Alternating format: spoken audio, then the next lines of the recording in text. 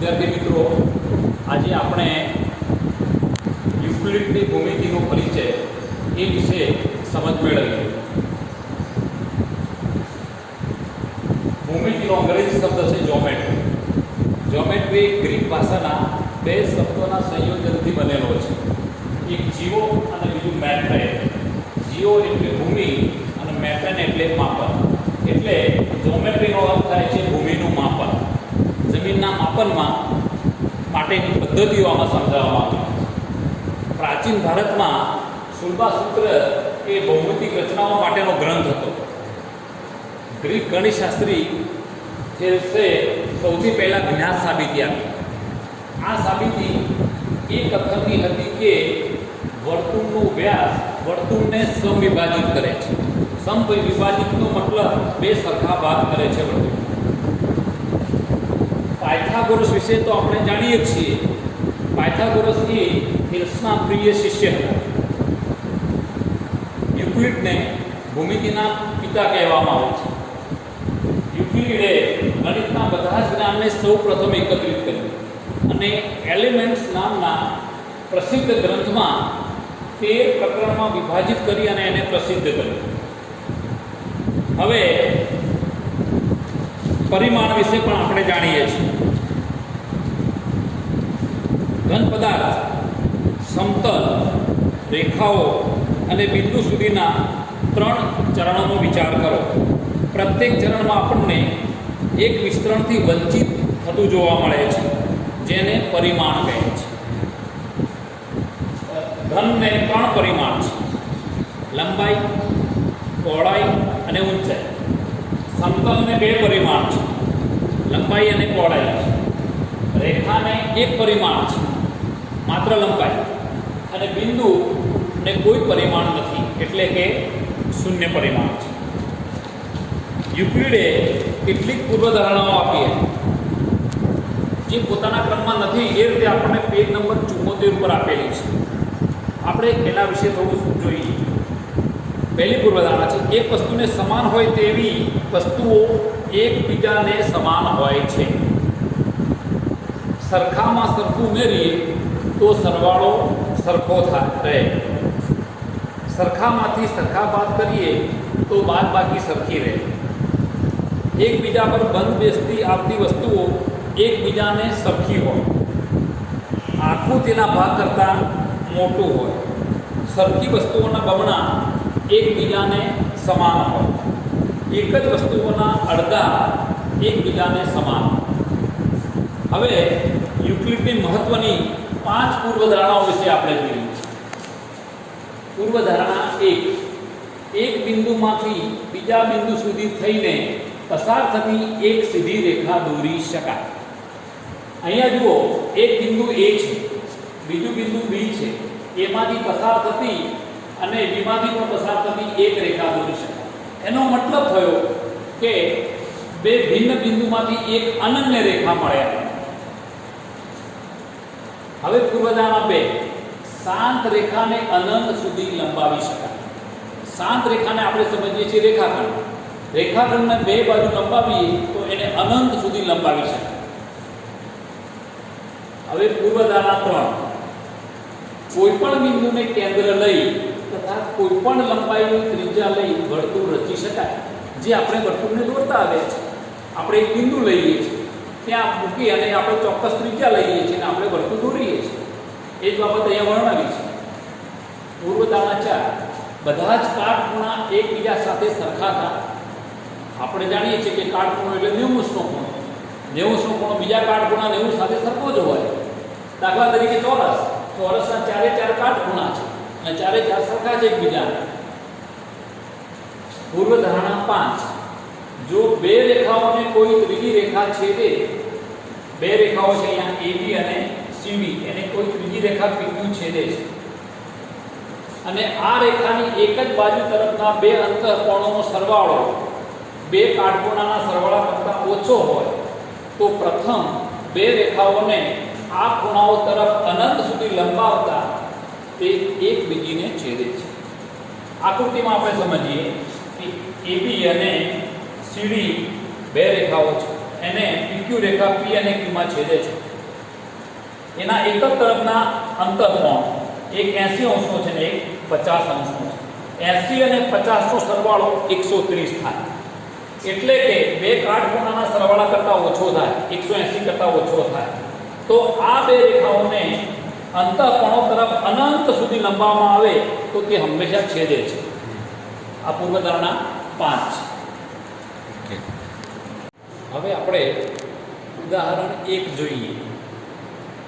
ઉદાહરણ 1, જો AB અને C એક રેખા પર આવેલા 3 બિંદુઓ હોય અને B બિંદુ A અને C ની વચ્ચે આપેલ હોય તો સાબિત કરો કે AB + BC બરાબર AC.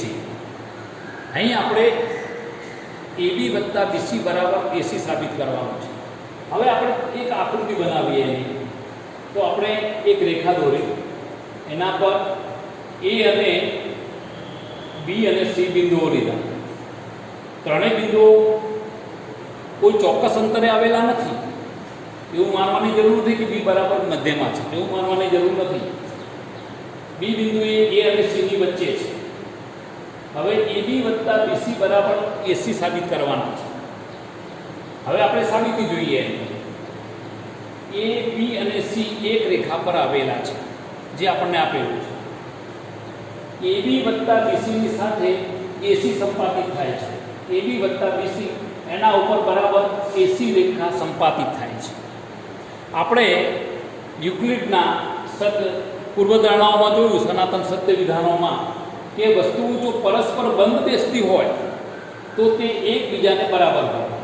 અહીંયા AB + BC ને બરાબર એના ઉપર જ AC બંધ બેસે છે.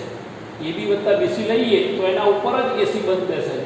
માટે AB + BC બરાબર AC સાબિત થાય છે. હવે એક્ઝામ્પલ નંબર 4, જો AC બરાબર BC થાય તેવું બિંદુ A અને B ની વચ્ચે હોય તો સાબિત કરો કે AC બરાબર 1/2 AB. હવે આપણે એને આકૃતિ દોરીએ તો AC અને BC બંનેની લંબાઈ સરખી છે. એ રીતે બિંદુ A અને B ની વચ્ચે C આવેલું છે. તો આપણે AC બરાબર BC આપણને આપેલું છે, પક્ષમાં આપણને આપેલું છે. હવે આપણે એક વિધાન જાણીએ છીએ યુક્લિડનું કે સરખામાં સરખું ઉમેરીએ તો સરખું થાય. અહીંયા આપણે AC માં પણ AC ઉમેરીએ છીએ અને BC માં પણ AC ઉમેરીએ છીએ. એટલે કે બંને બાજુ આપણે AC ઉમેરીએ છીએ, જે બંને બાજુ સરખા ઉમેરીએ છીએ. તો AC + AC એટલે 2AC અને BC + AC એટલે આખી લંબાઈ AB થાય છે. તો અહીંયા આપણે BC + AC ની જગ્યાએ શું લખ્યા? AB. કારણ કે AC + BC પર સંપાતિત પણ થાય છે AB. એટલે એનું માપ AB નું માપ BC + AC જેટલું થશે. હવે જે સત્ય વિધાનો છે યુક્લિડના, એમાં કહ્યું કે બંને બાજુ સરખા વડે ભાગતા મૂલ્ય બદલાતા નથી, સમાન જ રહે છે. તો AC ને પણ 2 ભાગ્યા એટલે 2 ઉડી ગયા અને AB ને પણ 2 ભાગ્યા એટલે 1/2 થઈ ગયા AB. આમ AC બરાબર 1/2 AB આપણને મળે છે. આ રીતે આની સાબિતી આપી શકાય. હવે ઉદાહરણ 2 જોઈએ કે સાબિત કરો કે આપેલા રેખાખંડ પર એક સમબાજુ ત્રિકોણની રચના કરી શકાય છે. અહીંયા આપણને એક રેખાખંડ આપેલો છે AB.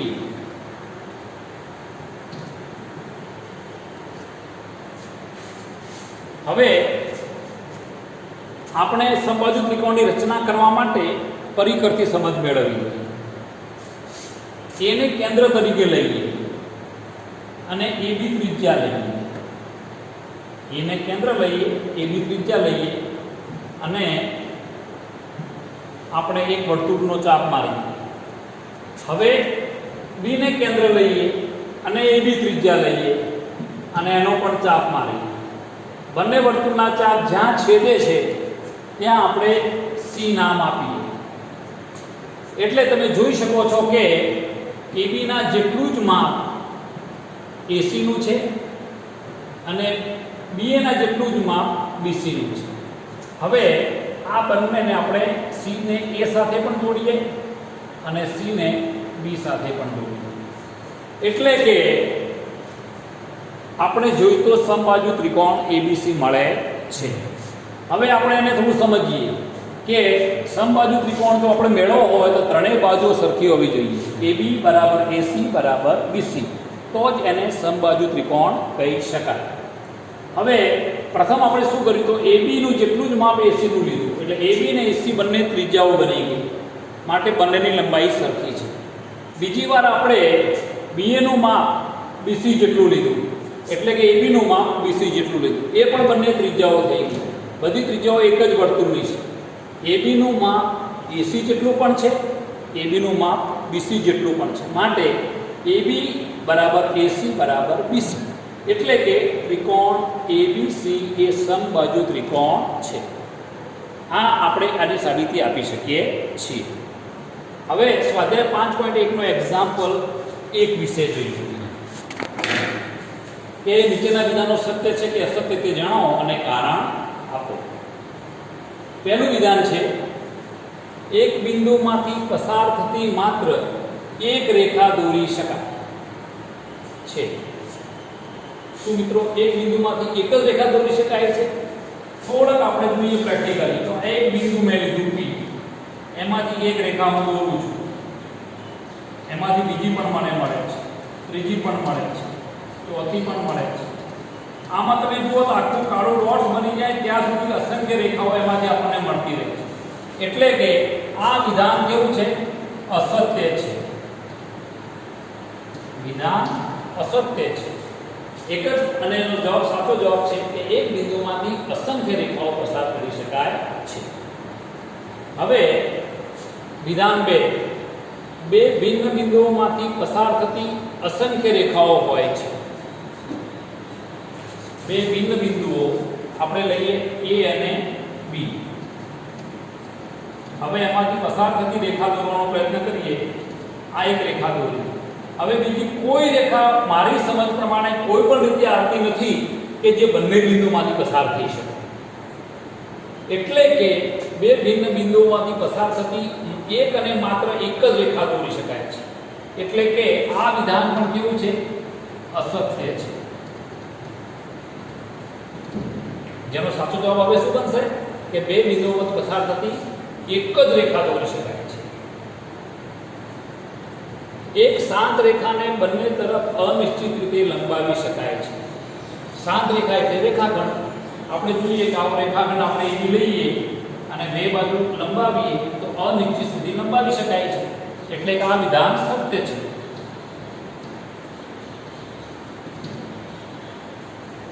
વિધાન 4, જો બે વર્તુળ સમાન છે તો તેમની ત્રિજ્યાઓ સમાન હોય છે. એ તો આપણે દોરી શકીએ છીએ જાતે એક પરિકર લઈને કે બે વર્તુળ દોરીએ તો બંનેની એક જ માપની હોય તો ત્રિજ્યાઓ કેવી હોય? સમાન હોય. પાંચમું વિધાન છે, જો AB બરાબર PQ, એટલે કે AB નું માપ PQ જેટલું છે. PQ બરાબર XY, એટલે PQ નું લંબાઈ XY જેટલી છે, તો AB ની લંબાઈ XY થાય. આપણે આકૃતિ સમજીએ કે AB નું માપ PQ જેટલું છે અને PQ નું માપ XY જેટલું છે, તો XY નું માપ કોના જેટલું થશે?